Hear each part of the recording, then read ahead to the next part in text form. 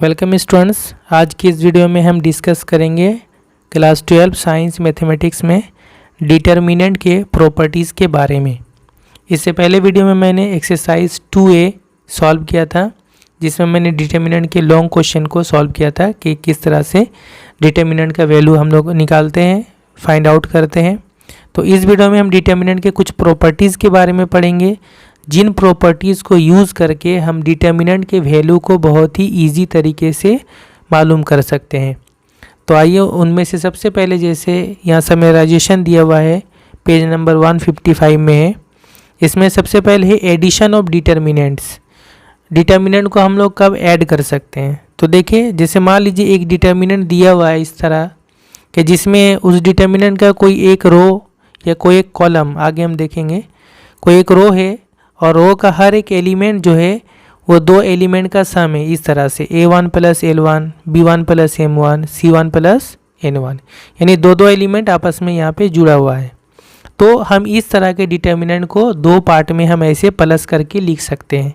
किस तरह से कि इसका ये A1 और बाकी ये जो एलिमेंट है इस कॉलम का उसी तरह सेम हो जाएगा, इसका B1 और ये सेम हो जाएगा, इसका C1 और ये सेम हो जाएगा। एक ये डिटर्मिनेंट होगा, प्लस दूसरा जो होगा वो होगा L1 और उसके बाद ये वाला कॉलम का एलिमेंट हो जाएगा L1 और ये हो जाएगा इसका M1 और ये एलिमेंट हो जाएगा दूसरा कॉलम में, और इसका N1 और ये तीसरा, ये सभी एलिमेंट हो जाएगा। तो इन दो डिटर्मिनेंट के एडिशन यानी प्लस के फॉर्म में हम इसको लिख सकते हैं इस तरह से। अब अगर इन दोनों का अगर हमें प्लस करना पड़ेगा तो हम इस तरह से प्लस कर सकते हैं। किस तरह से? यहाँ पे अगर आप ध्यान दें, इन दोनों से हम इसको कैसे ला रहे हैं कि इसका देखिए रो, इसका जो सेकेंड रो है इसका सेकेंड रो सेम है, इसका जो थर्ड रो है इसका थर्ड रो बिल्कुल सेम है। तो पहला रो में सिर्फ डिफरेंस है, तो ये दोनों सिर्फ ऐड हो जाएगा। ठीक है, A1 plus L1, B1 plus M1 और C1 प्लस N1, इस तरह से हो जाएगा। और बाकी जो सेकेंड रो है वो सेम उसी तरह रहेगा, जो थर्ड रो है बिल्कुल उसी तरह सेम रहेगा। ये हो गया जब डिटर्मिनेंट का किसी एक रो में इस तरह एलिमेंट प्लस में लिखा रहेगा। इसी तरह कॉलम में भी होगा। यहाँ पे देखिए, ये जो पहला कॉलम है इसमें जो इसका कॉलम का जितना भी एलिमेंट है दो एलिमेंट आपस में यहाँ पे प्लस में है। बाकी जो सेकेंड कॉलम है सेम है, एक ही है, और थर्ड कॉलम भी इसी तरह से, सिर्फ इसमें एलिमेंट है। तो इसको हम लोग इस तरह दो पार्ट में बांट सकते हैं। किस तरह से? A1 A2 A3 हो जाएगा, ये वाला कॉलम हो जाएगा, ये कॉलम हो जाएगा। एक डिटर्मिनेंट ये होगा, प्लस दूसरा होगा L1 L2 L3, और ये दूसरा कॉलम, ये तीसरा कॉलम उसी तरह से हो जाएगा। ठीक है, तो इस तरह से डिटर्मिनेंट को हम लोग तोड़कर लिख सकते हैं जब उसका कोई रो या कॉलम अगर इस तरह प्लस में लिखा रहेगा। ठीक है, और इस तरह इन दोनों को अगर हमें ऐड करना हो तो किस तरह? सेकेंड कॉलम सेम है उसी तरह से हो जाएगा, थर्ड कॉलम सेम है उसी तरह हो जाएगा, पहला कॉलम और पहला इसका कॉलम दोनों आपस में ऐड हो जाएगा, इस तरह से लिखाएगा। ठीक है, इस बात को हम लोग एक एग्जांपल से समझते हैं कि मान लीजिए ये दो डिटर्मिनेंट है और इन दोनों का हमें प्लस करना है। तो ये प्लस होगा कि नहीं होगा आप पहले देख लें। तो यहाँ से अगर आप देख सकते हैं कि इन दोनों डिटर्मिनेंट में कॉलम के हिसाब से अगर आप देखें तो ये दूसरा कॉलम 230, यहाँ भी 230 है, और यहाँ पे 391 है, यहाँ भी 391 है। तो दूसरा कॉलम और तीसरा कॉलम सेम है, तो इस कॉलम के हिसाब से ये दोनों ऐड हो जाएगा। ठीक है, तो इसका फर्स्ट कॉलम और इसका फर्स्ट कॉलम आपस में ऐड हो जाएगा। जब ऐड करेंगे तो ये फर्स्ट कॉलम ऐड हो जाएगा, यहाँ फर्स्ट कॉलम बन जाएगा। सेकेंड कॉलम सेम है, दोनों का सेम होगा। थर्ड कॉलम सेम है, सेम होगा। अब ये हो जाएगा जिस तरह से ये 4 हो गया, भी 4 हो गया, भी 4 हो गया, इस तरह से। ठीक है, लेकिन अगर हम रो के हिसाब से देखेंगे तो कोई भी रो जो है सेम नहीं है, तो कॉलम के हिसाब से ऐड होगा। नेक्स्ट में डिटर्मिनेंट के यहाँ पे 5 अलग अलग प्रॉपर्टीज़ के बारे में बताया गया है। हम सबको एक एक करके डिस्कस करेंगे और आगे एग्जाम्पल के साथ डिस्कस करेंगे।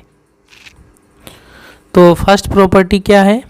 The value of a determinant remains unaltered by changing its rows into columns and columns into रोज।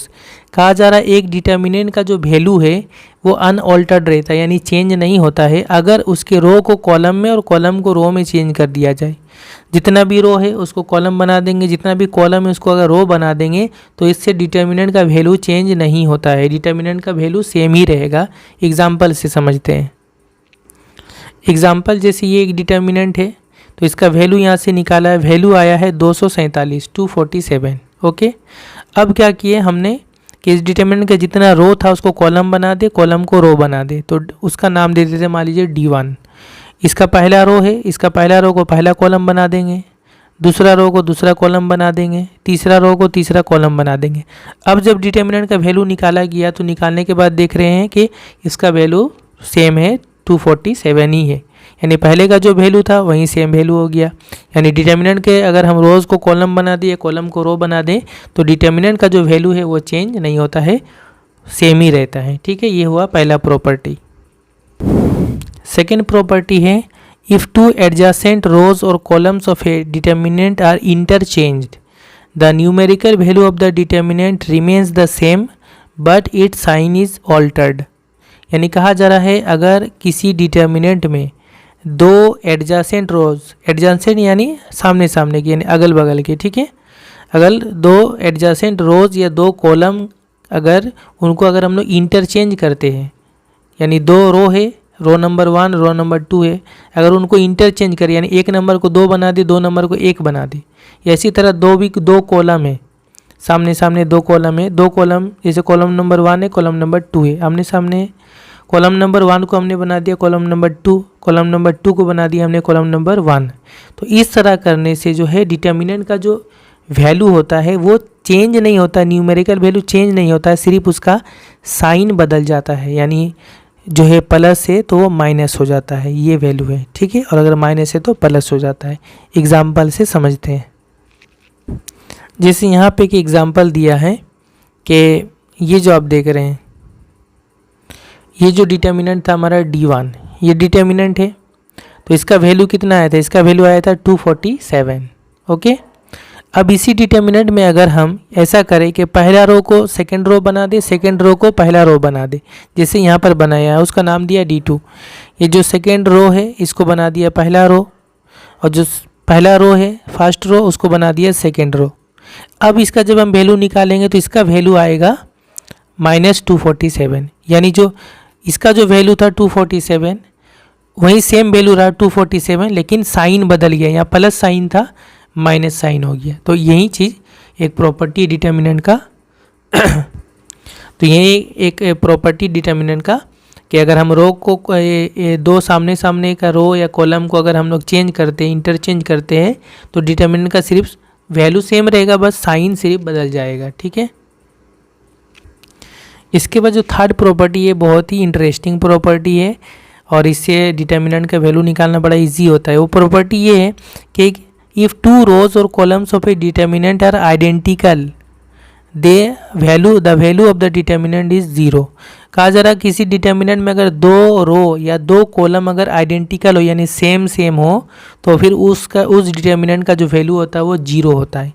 कोई भी दो रो या दो कॉलम अगर सेम हो गया डिटर्मिनेंट का तो उसका वैल्यू 0 हो जाता है। जैसे यहाँ पे एग्जांपल लिया है, यहाँ पे आप देखें कि ये देखें, ये इसके डिटर्मिनेंट में आप देख रहे हैं कि ये जो ए इस तरह से है, A1 B1 C1 पहला रो और ये पहला second row A1 B1 C1 दोनों सेम है, तो फिर इसका जो वैल्यू आएगा डिटर्मिनेंट वो 0 हो जाएगा, D1 0 हो जाएगा। ठीक है, यहाँ पे अगर आप देखेंगे तो यहाँ पे रो तो सेम नहीं, कॉलम देखें, अगर कॉलम यहाँ पे देखें B1 B2 B3 B1 B2 B3 दो कॉलम आपस में सेम है, तो फिर इसका भी वैल्यू क्या हो जाएगा 0 हो जाएगा। एग्जाम्पल से भी देख सकते हैं, जैसे ये देखिए डिटर्मिनेंट है, इसमें पहला रो और दूसरा रो ये दोनों सेम है बिल्कुल, तो फिर इसका जो वैल्यू आएगा वो हो जाएगा 0।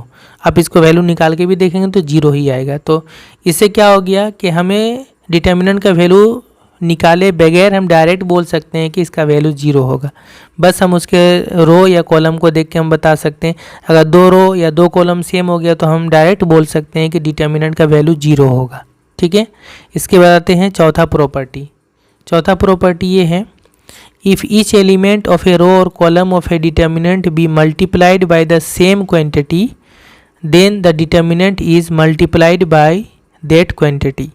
मतलब ये है कि किसी डिटर्मिनेंट के अगर हम किसी एक रो को या कॉलम को अगर हम किसी एक सेम नंबर से मल्टीप्लाई करते हैं, इंटू करते हैं, तो फिर डिटर्मिनेंट का जो वैल्यू आएगा, इस तरह जो नया डिटर्मिनेंट का वैल्यू आएगा उसमें सिर्फ वो नंबर हमें मल्टीप्लाई करना पड़ता है। जैसे यहाँ पे आप देखें, ये एक डिटर्मिनेंट है, इसका हमने क्या किया, जो दूसरा कॉलम है इसके दूसरे कॉलम के एलिमेंट को हमने m से मल्टीप्लाई किया, m m m, यानी एक ही नंबर से मल्टीप्लाई किया, सेम नंबर से, m से।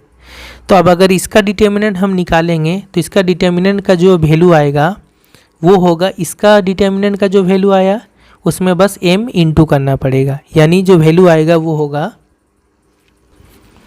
होगा d1 equal to m into D. मतलब इस d1 का जो डिटर्मिनेंट है वो क्या होगा, इसका जो डिटर्मिनेंट आएगा उसमें m मल्टीप्लाई हो जाएगा, बस यही है। इसी तरह मान लीजिए ये है, ये डिटर्मिनेंट है, इसके हमने क्या किया, जो पहला कॉलम इसमें सब में k इंटू किया। तो अब अगर इसका डिटर्मिनेंट हम निकालेंगे d2 तो ये क्या होगा, k इंटू डी हो जाएगा, यानी इसका जो डिटर्मिनेंट होगा उसमें सिर्फ k मल्टीप्लाई हो जाएगा। तो इसको हम लोग एग्जाम्पल से भी समझ लेते हैं। जिससे यहाँ पे ये डिटर्मिनेंट दिखा है d, ये डिटर्मिनेंट है, d1 है ये। अब यहाँ से अगर आप ध्यान दें तो यहाँ देखिए पहला रो सेम है, तीसरा रो सेम है, दूसरा रो जो है, दूसरा रो यहाँ देख रहे 5 2 और 1 है, यहाँ पे कितना 10 4 और 2 है। समझ में आ रहा है कि इसका जो दूसरा सेकंड रो है, इस हर एक एलिमेंट को 2 से मल्टीप्लाई किए, यानी 2 इंटू 5 10, 2 इंटू 2 4, 2 इंटू 1 2।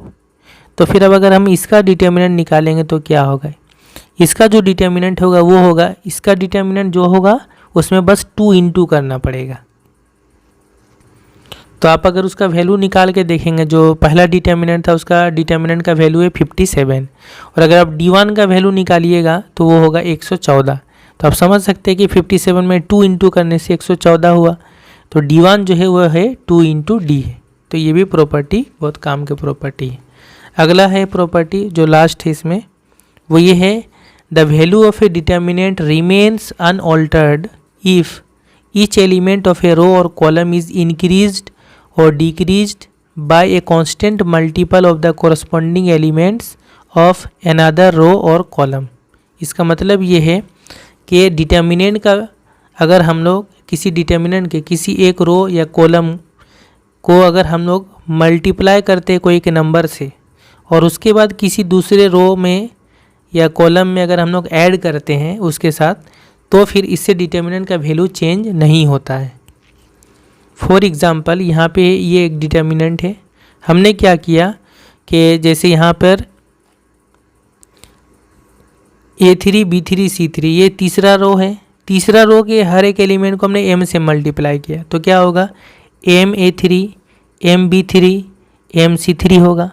तो तीसरे रो को हमने m से मल्टीप्लाई किया और उसके बाद पहले वाले रो में जोड़ दिया, ऐड कर दिया। तो फिर अब पहला वाला रो जो है वो नया रो बन जाएगा, वो क्या बनेगा A1 प्लस इसमें m इंटू करके हमने इसमें जोड़ा है, तो m A3 A1 plus m A3। Same इसमें हमने किया, इसमें m इंटू करके इसके साथ जोड़ दिया, तो B1 प्लस m B3, और ये तीसरा वाला को भी m C3 इसमें m मल्टीप्लाई करके इसके साथ जोड़ दिया, यानी C1 प्लस m C3। तो ये करने के बाद जो ये नया डिटर्मिनेंट मिला, इसका वैल्यू और इसका वैल्यू दोनों सेम रहेगा, इससे डिटर्मिनेंट का वैल्यू चेंज नहीं होता है। इसी तरह से हम लोग कॉलम में भी कर सकते हैं, जैसे यहाँ पे किया है। ये क्या है देखिए B1 B2 B3, मतलब ये दूसरा कॉलम को हमने क्या किया, सब में k इंटू किया, k और k, और उसके बाद पहले वाले कॉलम में हमने ऐड कर दिया। तो अब पहला वाला कॉलम जो है वो क्या बन गया A1 plus k B1, k इसमें इंटू करके इसमें जोड़ दिया। दूसरा वाला बन गया A2 प्लस k B2, इसमें k इंटू किया इसके साथ जोड़ दिया, इसमें k इंटू किया इसके साथ जोड़ दिया, तो ये बन गया नया कॉलम। इसका वैल्यू और इसका वैल्यू दोनों सेम होगा। एक एग्जांपल लेके समझते हैं। फॉर एग्जांपल ये एक डिटर्मिनेंट है, इसका वैल्यू हमें निकालना है। सिंपल तरीके से भी हम इसका वैल्यू निकाल सकते हैं, लेकिन अभी जो हमने सीखा इस प्रॉपर्टी को अगर हम यूज़ करेंगे तो ये थोड़ा सा ईजी हो जाता है। देखने में ये थोड़ा टफ है। क्या किया हमने यहाँ पे, देखें ये है डिटर्मिनेंट। हम ऐसा कर सकते हैं कि 1 है, यहाँ पे हम 0 बनाएंगे, यहाँ पे 0 बनाएंगे। उसके लिए हमें क्या करना है कि हम ये कर रहे हैं कि पहला रो को हम चेंज कर रहे हैं, पहला कॉलम को हम चेंज करें। किस तरह से कि अगर हम ऐसा करें कि इसमें 2 इंटू करें तो 2 इंटू 1 होगा 2, और फिर इसके साथ हम एक्चुअली में 2, इसमें हम -2 इंटू करेंगे, -2, तो ये -2 हो जाएगा, -2 इंटू 1 -2, और उसके बाद इसके साथ हम जोड़ देंगे तो 2 प्लस -2, यानी ये हो जाएगा 0।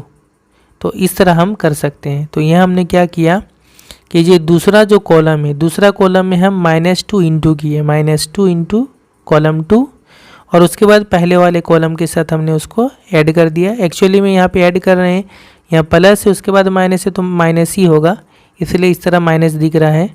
तो C1 -2 इंटू C2, ये हो जाएगा पहला रो का नया नाम C1 डैश। तो एक्चुअली में हम क्या कर रहे हैं, ये सम में हम -2 इंटू कर रहे हैं, -1 इंटू 2, ये माइनस होगा साइन, 1 इंटू 2, और यहाँ पे -2 इंटू 2 और 3 इंटू 2, और ये जो पहला कॉलम है इसके साथ हम सब माइनस करें, पहला कॉलम के साथ माइनस करें, ये हम इसके साथ कर रहे हैं। इसी तरह हम ये थर्ड कॉलम के साथ भी हम ऐसा ही कर रहे हैं। क्या कर रहे हैं थर्ड कॉलम में कि इसको हम यहाँ 0 बनाने के लिए क्या कर रहे हैं कि हम यहाँ पे सब के साथ जो है हम 3 इंटू करेंगे, सब में 3 इंटू करेंगे और इसके साथ ऐड कर देंगे इस थर्ड कॉलम के साथ। तो 3 यहाँ पे जब इंटू होगा 3 इंटू 1 3, और जब इसमें ऐड होगा 3 -3, तो ये क्या हो जाएगा 0 हो जाएगा। इसलिए हम ऐसा करेंगे कि ये सभी के साथ हम 3 इंटू करेंगे, 1 इंटू 3, -2 इंटू 3, 3 इंटू 3, और ऐड किसके साथ कर रहे हैं, इस कॉलम के साथ, -3 प्लस ये प्लस 4 प्लस ये और 2 प्लस ये, इस तरह से। ये करने से क्या हुआ कि अब जो वैल्यू आएगा ये हो जाएगा 0। ये सेकेंड जो कॉलम है वो सेम रहा, सेकेंड कॉलम सेम है। ये जो वैल्यू आएगा वो हो जाएगा, अब देखें माइनस प्लस हो जाएगा, 3 + 4 7 हो जाएगा। ये हो जाएगा 3 इंटू 2 6, 5 - 6 यानी -1 हो जाएगा। ये अगर देखेंगे तो ये हो जाएगा पहला वाला, ये 0 हो जाएगा। दूसरा वाला आप देखेंगे तो ये हो जाएगा -2, तीसरा वाला जो है ये हो जाएगा 11।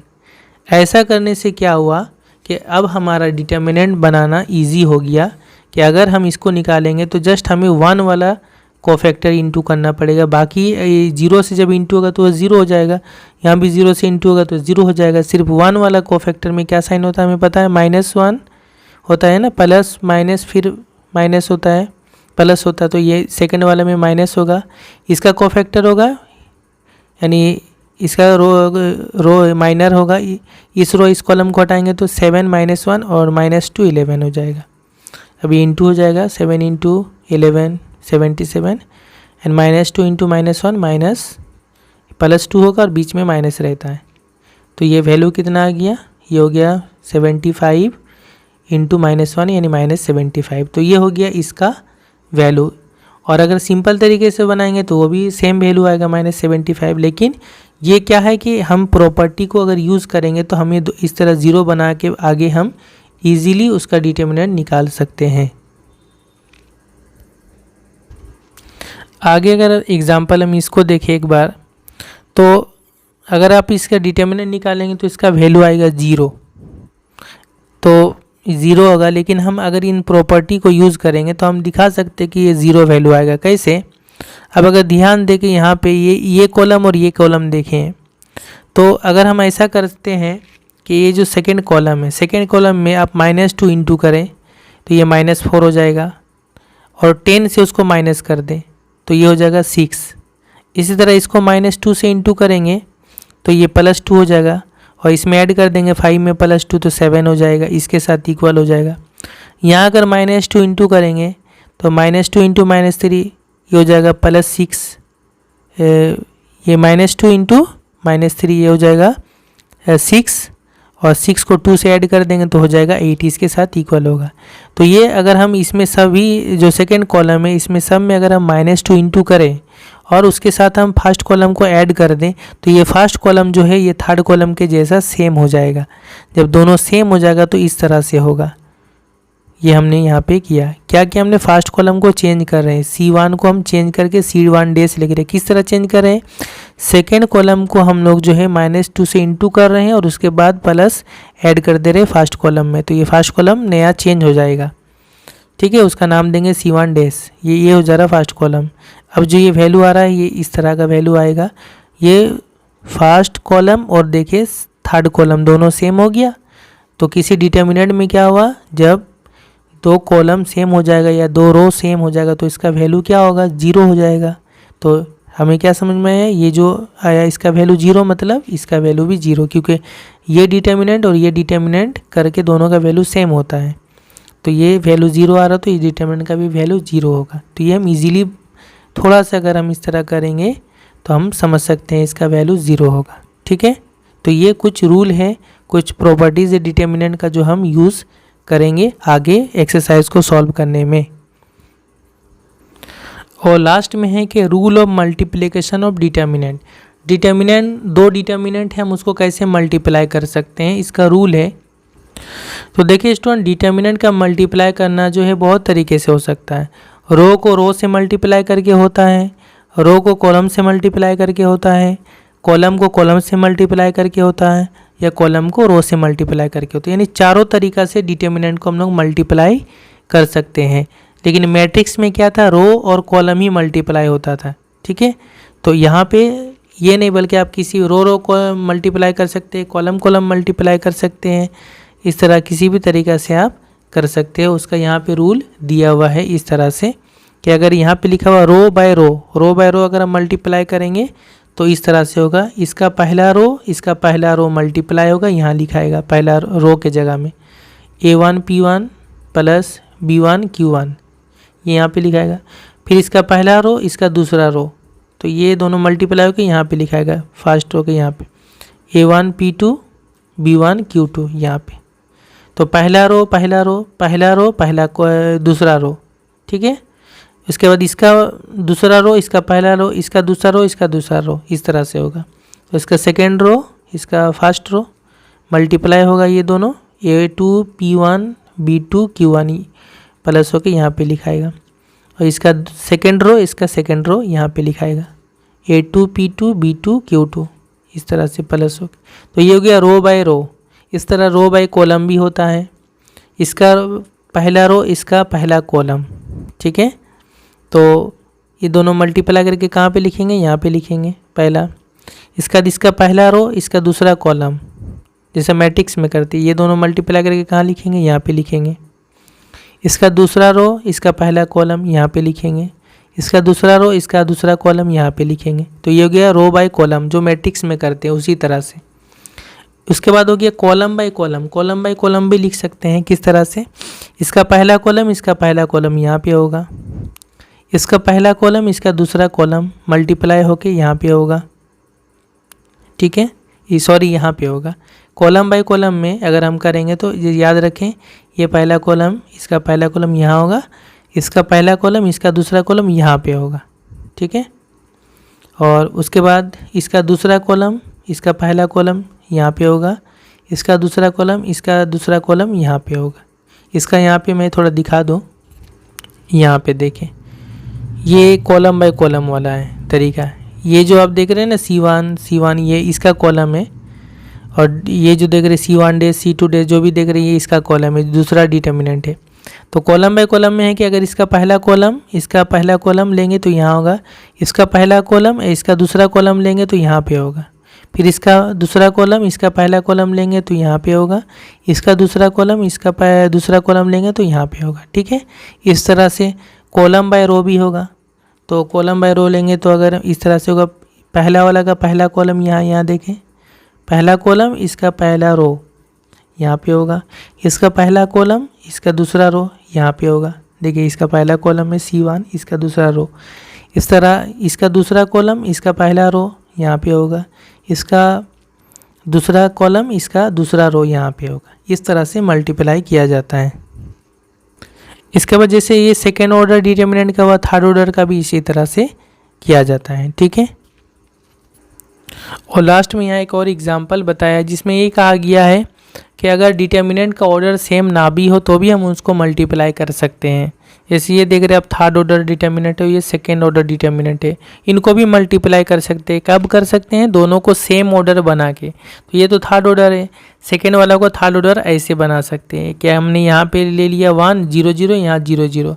तो अगर इसका डिटर्मिनेंट और इसका डिटर्मिनेंट सेम होगा, क्यों? क्योंकि 1 से ये मल्टीप्लाई होगा तो सेम ही होगा, बाकी तो 0 है। तो ये बन गया, अब ये भी बन गया थर्ड ऑर्डर, ये भी बन गया थर्ड ऑर्डर। अब दोनों का मल्टीप्लाई हम इस तरह से कर सकते हैं, ठीक है। तो ये कुछ समरी था, हमारा डिटर्मिनेंट का प्रॉपर्टीज़ था। इन प्रॉपर्टीज़ को यूज़ करके आगे हम एक्सरसाइज को सॉल्व करेंगे। ओके, नेक्स्ट वीडियो में।